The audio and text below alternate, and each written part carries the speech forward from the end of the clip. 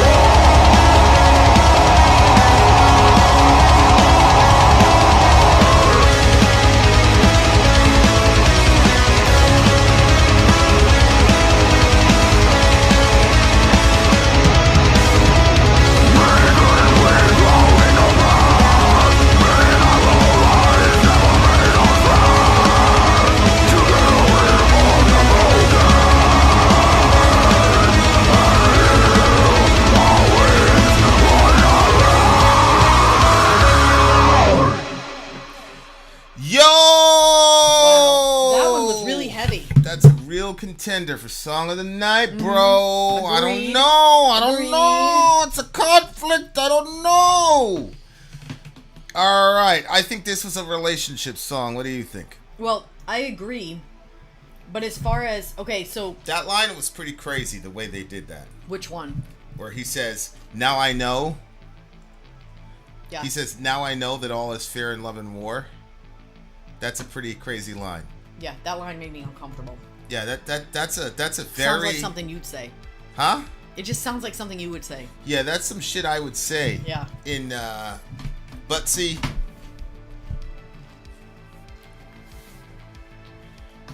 I didn't really... When I think about, like, you know, my issue, my person, and your person, like, she never took the principle there. She never went there. Your guy went there, though. I don't understand what you're saying. Like, all being fair in love and war. Like, you know, that means basically, like... Yeah, anything's... Anything. She's not like that. But your guy's like that. Like, with the court stuff, where I had to spend thousands of dollars to... You see what I'm saying? Like, that dumb shit he was trying to pull, he knew it wasn't in her best interest. You see what I'm saying? I'm trying to be... Yeah.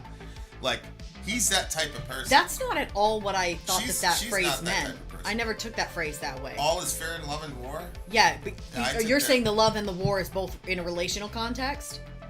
Well, I think what they're saying is that when you're at war, there's no rules. Right, but you mean at war with someone? Yeah, like actual Yeah. warfare, there's no rules. But but when you love somebody and then it goes sour, it's almost indistinguishable I between literally warfare never and took love. that. I've thought of that phrase so many different times, and I never thought of it in that context, but I do think that that's how people look at it. Yeah, I just think it's like Yeah. how could you do that? You know, that's horrible. But it's one of those things where it's like, yeah, they loved each other. Now they're at war with each other. It's all legal now. You know what I'm saying? That's how I interpreted the Yeah. the phrase. Yeah, all's fair in love I've and never war. done. I thought it How was did just you saying. How did you interpret it? I thought in a warfare sense, anything's fair. Like if you're trying to win the war, like lie, steal, kill, whatever you have to do, win the war. And that all's fair in love is that when you're trying to find love, you can also do the same things. Like you can, you know, if somebody's, I always took it as if somebody wasn't married and you got around the person and, you know, you guys started hitting it off. Well, all's fair in love and war. Like you put yourself on the table and now you're with the person and they're not with that person anymore. Oh. I didn't think that it was. I mean, in- that in- could be it. Well, I don't Maybe know. because of That- how I came up, I just I don't interpreted know. the phrase. The way that you interpreted it, I think makes more sense. It's in a love context. When you're in love or when you're at war with each other, it's everybody. That is how people see it, and people get really horrible. That's what I'm saying. Yeah. Yeah, and that's why, like you're like, oh, you still took care of her, blah blah blah. It's like Still do now. I don't take care of her now. Like I don't do anything to materially. I don't even talk to her. The last time we had a conversation, I was like, get out of here.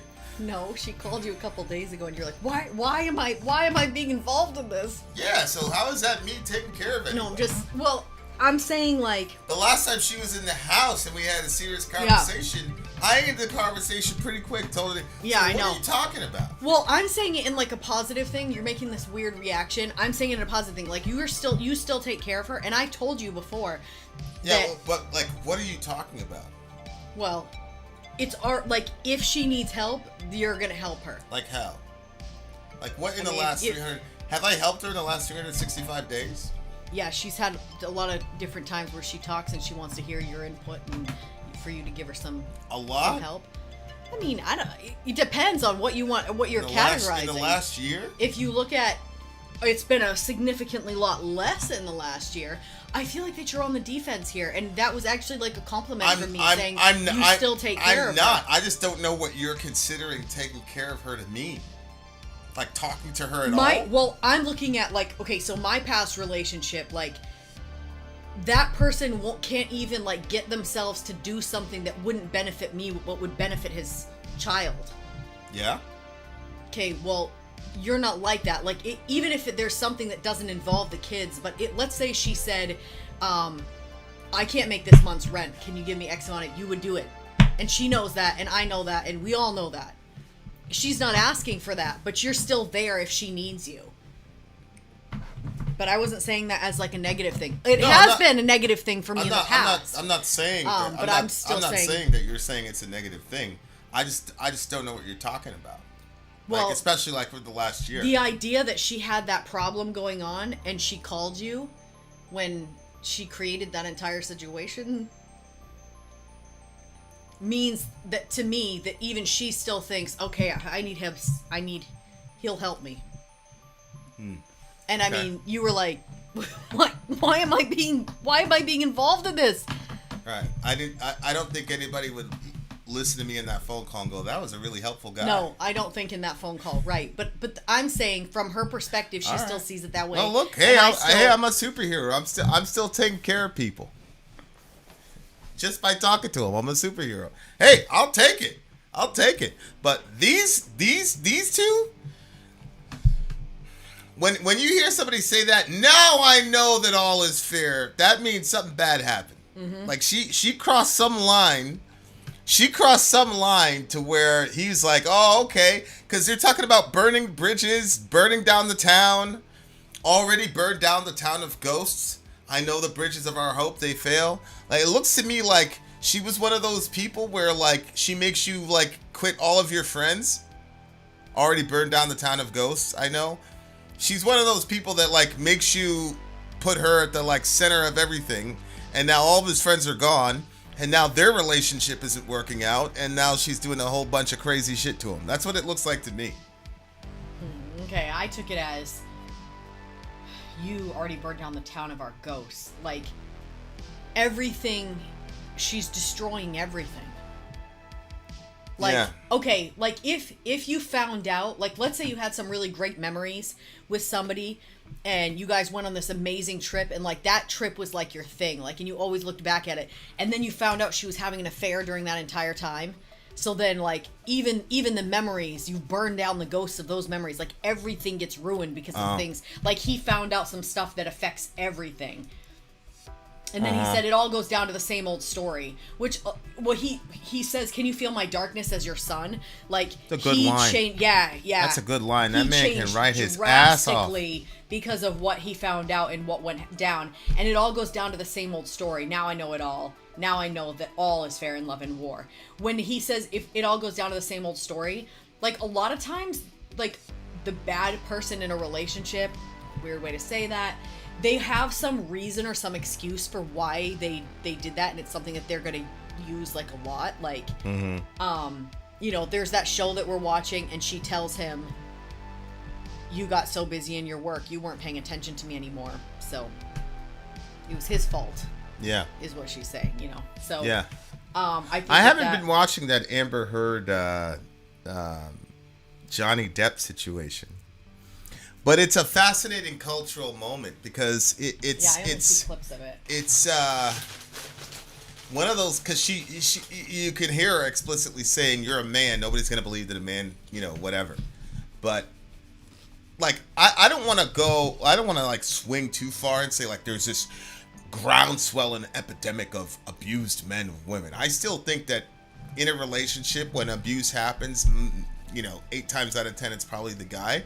I don't know what the percentage is, but I do think I'm going to be fascinated to see if this Amber Heard, because it really does seem to be, if it was the other way around where he was on tape saying all types of crazy shit. Now, granted, I haven't really looked at the minutia, but it looks to me, I'm following Izzy, and Izzy has like a point by point update on stuff, and some of the stuff is just too ridiculous to believe. But I want to see what happens like a year from now with this conversation. It's funny because like it's being recognized, like, hey, maybe sometimes a woman can be the bad guy, but nobody's really taking it seriously. Like, oh, she pooped on his bed, she did this, she did. Nobody's really saying, holy shit, this is a really psychologically destructive. So it's clear to me that like we've got a long way to go as far as that goes, because if it was reversed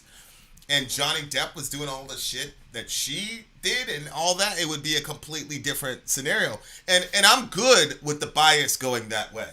If society has to be biased, then bias it against the men. I'm fine with that in that construct. But it is something fascinating to watch to see if there's going to be like a cultural learning and move forward with that, and if we start to see abusive women being, you know, portrayed in film and because you know you always see the abusive boyfriend or whatever, like, you know, then you'll know, like, okay, this is actually taking. But right now it's just very, very interesting to look at. Yeah. What did you think?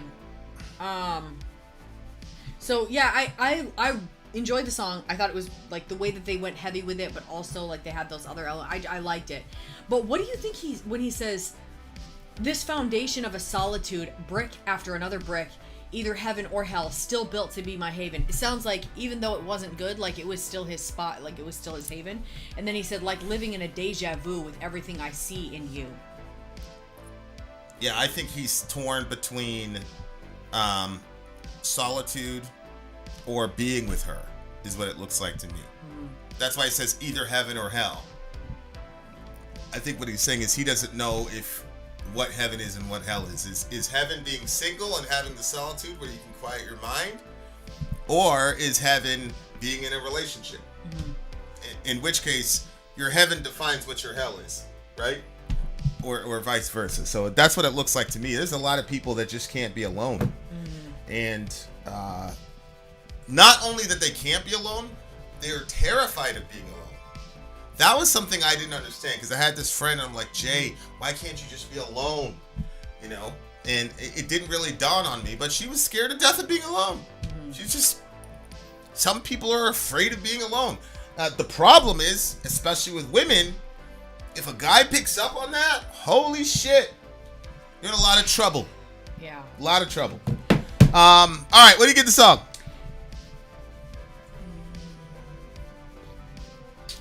$275 in the house. I don't know. I really like this one. Hope it's a good day for you what are today, you buddy. it? What are you giving it? I'm going to give this a solid 9.5. I want that other song to be our number one song of the night, at least for me. But we've got one more song to go. I think I'm going to go with the 9.8 on this one. Well, it was a relationship song, Controller. You know the deal. All right. We shall return, dear listener. One more song. Vin out. Sorry, out. Gone. Dislocated 3 toes, being bad at judo takedowns, and drank too much today. How y'all doing? Disgusting. We traversed a little bit of a mountain, and we had a conversation about something. I forgot what the conversation was about, but I'm sure it was a good conversation. We shall return, dear listener. I'm Vin. I'm sorry. If you would like to get your song reviewed, dear listener, there's the Filthy Capitalist option. As Sori says, $125 gets you straight to the head of the line. You don't have to be a part of the alliance. You don't have to be part of the group. Wait a minute. And the biggest thing is you don't have to wait. You hop, skip, and jump right in front of everybody. $125 gets you there. You do that 3 times, and then get mashed down to the $75 rate for perpetuity. Yes! Also, there is a band review option. So if you've got a